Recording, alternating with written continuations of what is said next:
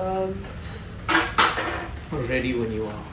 I think I'm gonna sing the pre-chorus because I think those are my my favorite lyrics.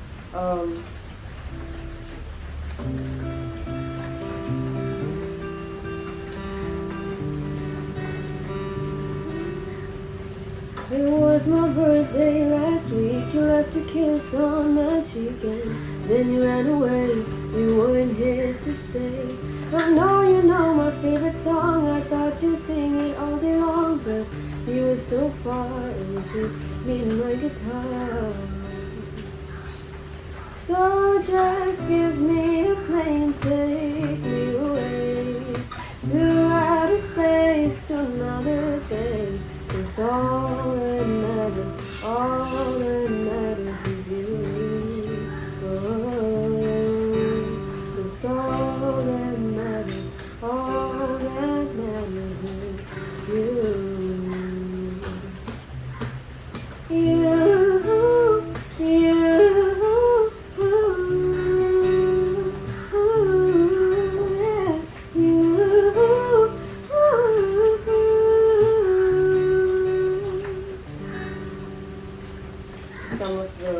So basically it says, it was my birthday last week, you left a kiss on my cheek, and then you ran away, you weren't here to stay.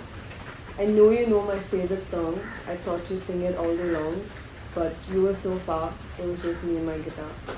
And I feel like this encapsulates the idea of how you really wish someone, like you expect some amount of things from a certain person, but they're not able to give it, or they're not present, they're not there. So you wish for these certain things, and this is the things I wish for. I wish they were there singing for me. I wish they were there holding up my hair when I was drunk. You know, it's all about the little things in life. So that's what this is.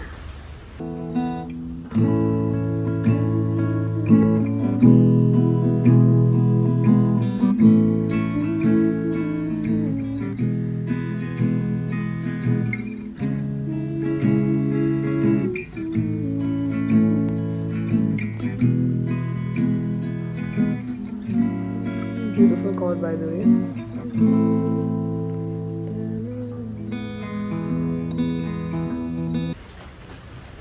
I should be more disciplined when it comes to songwriting, and I feel like I am a little dependent on my emotions to write, and I want to get to a stage where I don't depend on my mood to write, but right now it's that, and so I feel like my routine is my emotions. Whenever I feel a little too much of something, I write it, or when I don't feel something, I write. But saying that, I do have this, let me show you some of it. I have this note that I've been writing for like 4 years now, and I gone for a songwriting workshop with Shannon, and this amazing songwriter called Anika Bharwani, and basically she said, whenever you think of something, it could be a word, it could be a sentence, just write it down. So I have this thing called idea, and it has like stuff for 4 years. 4 years worth of ideas. Yeah, there's some very random things, like a motorcyclist passed us and winked at me while a woman sat behind him. Then there is this actually I'd love to hear what kind of a song that would turn out into. John Mayer actually says something really wise about this. I'm obviously going to paraphrase it, but he was like, whenever I get, so I think he calls, or maybe this is how I interpret it, he calls songwriting a friend, Yeah. and when the friend rings the bell, you have to leave everything, open the door and sit with it, talk to it, hear it out. And he cancels all his plans whenever that friend comes. So I feel like that, I think, again, my perspective towards discipline is changing. It's not always practicing this at a certain time, every single day. It's like you said, listening to when your body tells you, okay, there's something coming up, sit down, listen to it. That's discipline.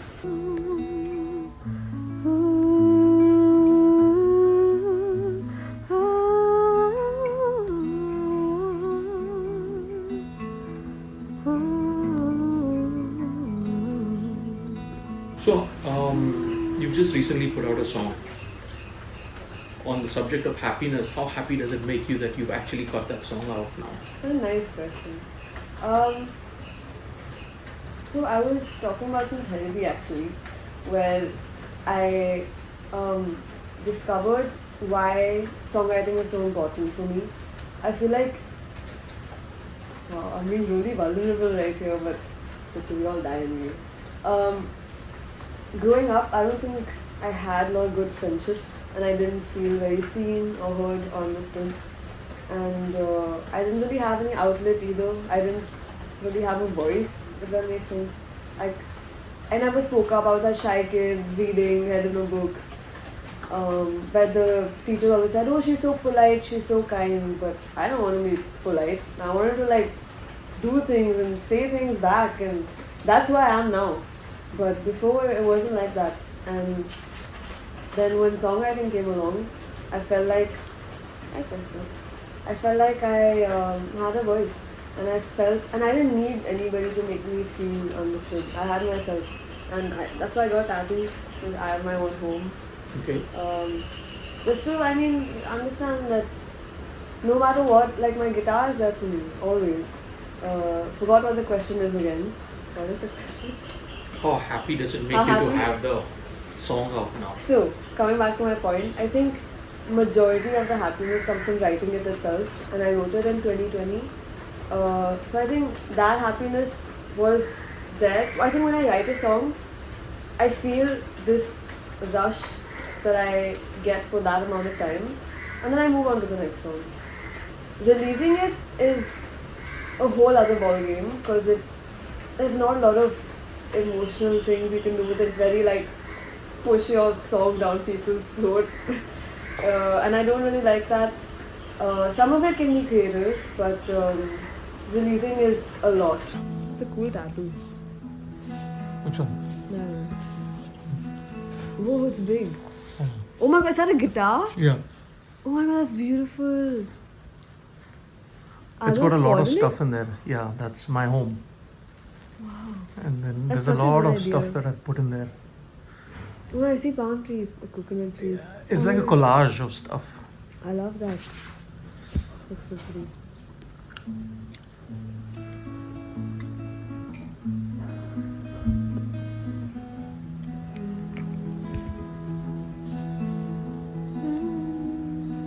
Who are the fundamental people that have supported you on this journey?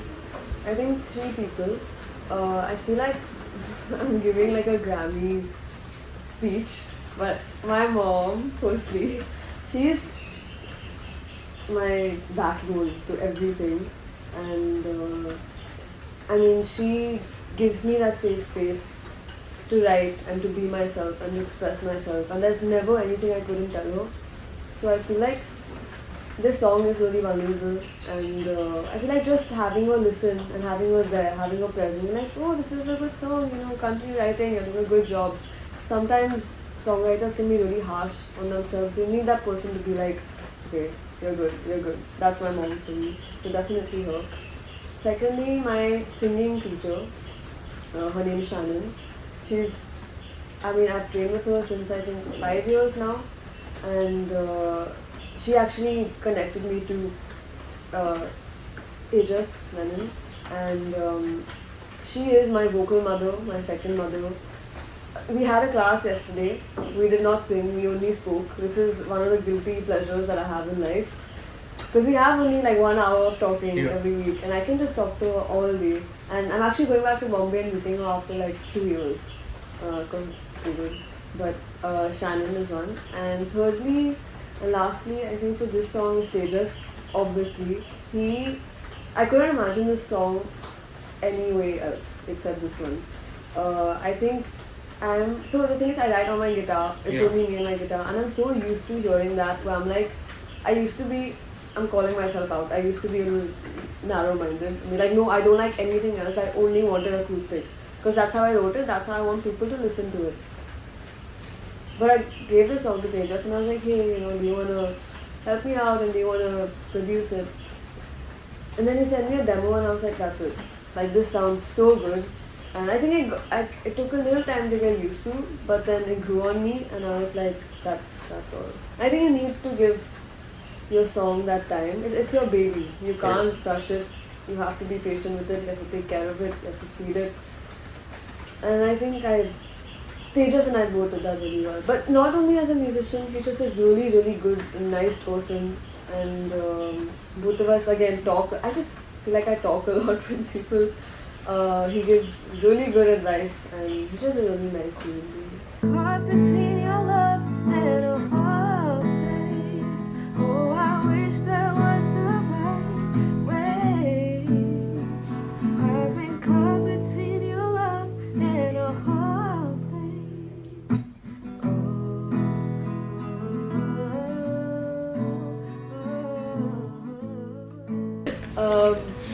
Yeah, so this song is a little based on a fantasy world where I'm like, I want to deal with my problems in a very irrational way. I feel like I do that. And that's what songwriting is all about, right? Like, it's very irrational, but in the most beautiful way possible. So it's basically how I felt like in this world, I don't have the love that I want or the love that I deserve. So how I deal with it is I get on a plane, go behind the sky, and hopefully find an altered universe where that person is like, hey, here, take all the love you want, and I'm able to accept it. And I thought that's pretty much what the song is about. I think the lyrics are pretty self-explanatory.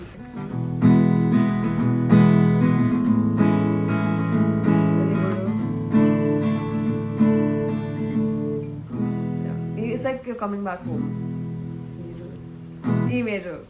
Yeah. You know, any words of advice or feedback or tips? I feel like all the advice for songwriters is already out there, but I feel like I would say for creative people, it's very easy to associate your words with your creativity and with music. Music is not everything I am.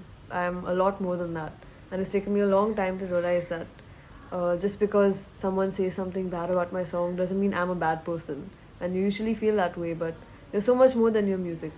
And I mean, obviously, practice and get out there and get your experience, but also take care of yourself. Like, I think musicians' mental health should be such a big thing. And recently I was talking, it's going to be a little bit of a ramble, but I was talking to a friend and we were like, dude, nobody talks about women on their periods performing. Like, it's a huge pain, and also like how hard it can be sometimes. I'm sure not only for women, for men and for everybody in between, but basically just take care of your mental health, and that's so important. And while performing a lot and gigging a lot, you can kind of lose yourself. And I remember when I was talking to you and I asked you, how are you? You were like, oh my god, that forced me to slow down. Like, we need to do that with ourselves. Ask How's your yourself. day been? Yeah. Are you asking me, or are you like... No, that's what you said to me. That's what I... Yeah. But you can also tell me how your day's been. Oh, my day's been amazing. I mean, you're here right now. It's fun. But yeah, there's one advice basically, long story short, take care of yourselves. That's all I would say. Awesome. Take 3. Okay, guys, thank you so much for tuning in to Get Creative Goers Workspace Wednesday. I am here with Anika. I hope you enjoyed that episode. What a great conversation I had. And she's a really talented young singer-songwriter that we have so much more music, I'm sure, that's going to come from her. And like I always say before we go, wherever you are, whatever you do, always get creative. Get creative. Bye. Cheers.